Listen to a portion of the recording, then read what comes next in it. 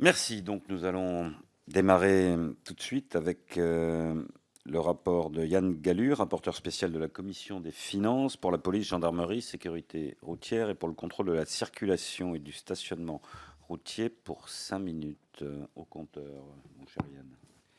Monsieur le ministre, Monsieur le Président, Messieurs les Présidents, Mesdames et Messieurs les députés, chers collègues, les crédits du programme Police nationale s'élèveront en 2015 à 9,66 milliards d'euros en autorisations d'engagement, plus 0,7%, et à 9,69 milliards d'euros en crédits de paiement, plus 0,5%.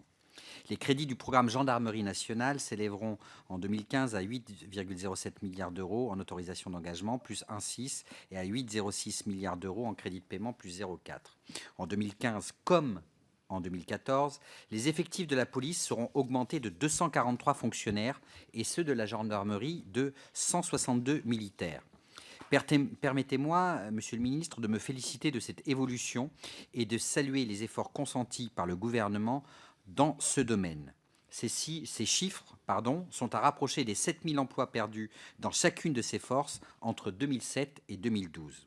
Les crédits de la police et de la gendarmerie, comme en 2014, seront en hausse. En ces temps de contraintes budgétaires, ces augmentations traduisent clairement la volonté du gouvernement de faire de la sécurité l'une des priorités de sa politique. Malgré ces augmentations d'effectifs et de l'entrée en application de quelques mesures catégorielles, les dépenses de rémunération et de charges sociales n'augmenteront que faiblement, signe d'une gestion rigoureuse.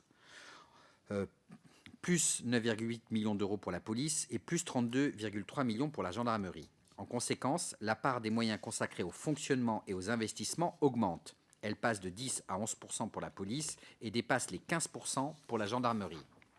Je me félicite également du plan de réhabilitation immobilière de 70 millions d'euros que vous avez mis en place, Monsieur le ministre, pour l'immobilier de la gendarmerie. Comme vous le savez, la gendarmerie sort de plusieurs années blanches pendant lesquelles seuls des moyens dérisoires étaient disponibles pour faire face aux opérations d'urgence. Or, en 2015, grâce à ce plan, les investissements immobiliers vont pouvoir reprendre et une trentaine d'opérations de réhabilitation lourdes vont pouvoir être lancées. Il s'agit là d'un sujet qui touche non seulement au bon fonctionnement de l'institution, mais aussi à la vie privée des gendarmes qui sont logés par nécessité absolue de service. Il est donc primordial d'y apporter la plus grande attention. Monsieur le ministre, je souhaiterais, dans le temps qui m'est imparti, attirer votre attention sur 3 points. Je voulais d'abord attirer votre attention sur les difficultés que rencontrent aussi bien la police que la gendarmerie pour renouveler leur parc de véhicules. Certes, la nouvelle majorité a inversé la courbe et les commandes de véhicules sont reparties à la hausse. En 2013, les achats ont permis de stopper la contraction du parc automobile de la police qui se réduisait année après année. Pendant longtemps, le parc auto de la police a compté plus de 30 000 véhicules. Au 1er janvier 2013, ce parc avait atteint son étiage avec seulement 27 980 véhicules.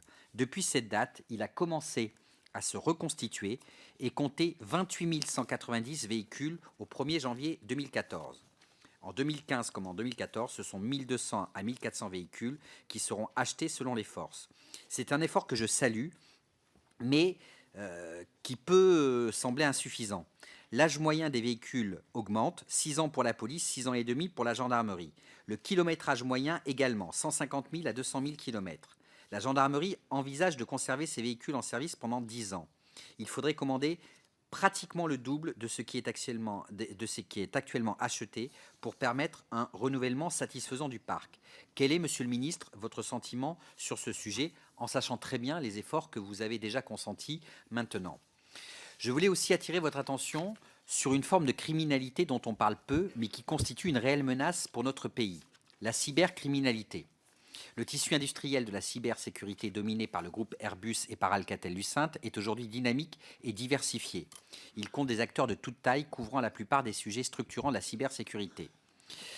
J'en arrive à ma question.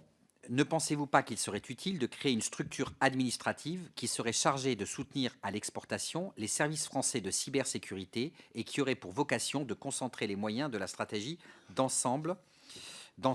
Je suis pour ma part convaincu de la nécessité d'une telle structure de coordination. Pouvez-vous me dire si vous avez réfléchi à cette question, Monsieur le ministre? Enfin, et je terminerai par là, je souhaiterais saluer l'initiative prise par votre prédécesseur, mais que vous avez confortée, Monsieur le ministre, de créer un médiateur interne de la police nationale. Mis en place l'an dernier, ce médiateur que j'ai rencontré et qui est une personne d'une grande qualité a déjà traité, à la tête d'une équipe réduite, plusieurs centaines de dossiers. Il tente de remettre de l'humanité dans un monde qui, parfois, peut en manquer, en essayant notamment d'expliquer des décisions administratives qui ne sont pas toujours bien comprises. Son action est révélatrice d'un besoin qui existait au sein de la police. Aussi, je souhaiterais vous demander votre sentiment sur cette médiation en vous suggérant de conforter son rôle qui me semble très utile. Je vous remercie. Merci, cher collègue.